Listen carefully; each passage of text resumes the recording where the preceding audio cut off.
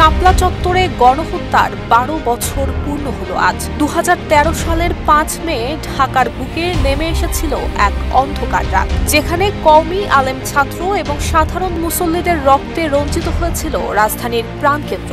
হেফাজতে ইসলামের দাবি, সেই রাতে অভিযান নয়, চালানো হয়েছিল গণহত্যা। ১২ বছর পর এবার তারা প্রকাশ করেছে নিহত ৯৩ জনের নাম পরিচয় সহ বিস্তারিত তালিকা।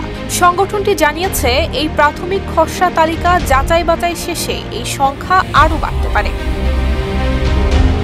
হেফাজতের জনসংযোগ বিভাগের দায়িত্বে থাকা কেফায়েতুল্লাহ আজহারী গণমাধ্যমকে বিষয়টি নিশ্চিত করেছেন। তিনি বলেছেন, এই তালিকা প্রাথমিক, এই তালিকা যাচাই এবং অনুসন্ধান চলছে, চূড়ান্ত করতে আরও সময় লাগবে। এদিকে এই সংখ্যা নিয়ে মতভেদ এবং বিতর্ক রয়েছে। স্বাধীনভাবে অনুসন্ধান করা মানবাধিকার সংস্থা অধিকার ২০২৪ সালের ১৯ আগস্ট তাদের ফেসবুক পেজে ৬১ জন নিহতের একটি তালিকা প্রকাশ করে। তৎকালীন বিবিসির ঢাকা প্রতিনিধি মার্ক ডামেট মাঠ পর্যায়ে অনুসন্ধান করে জানান, ৫ এবং ৬ মের সহিংসতায় অন্তত ৫৮ জন নিহত হয়েছেন।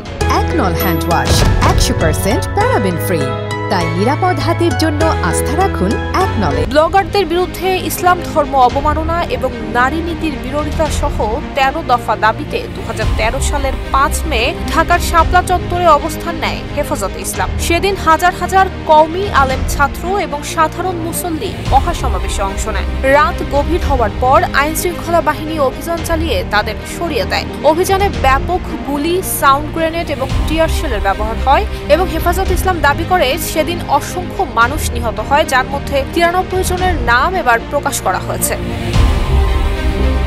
প্রকাশিত তালিকায় নিহতদের নাম, ঠিকানা এবং পরিবারের সদস্যদের তথ্য অন্তর্ভুক্ত রয়েছে। প্রাথমিক যাচাইয়ে দেখা গেছে, নিহতদের মধ্যে বেশিরভাগই ছিলেন যুবক।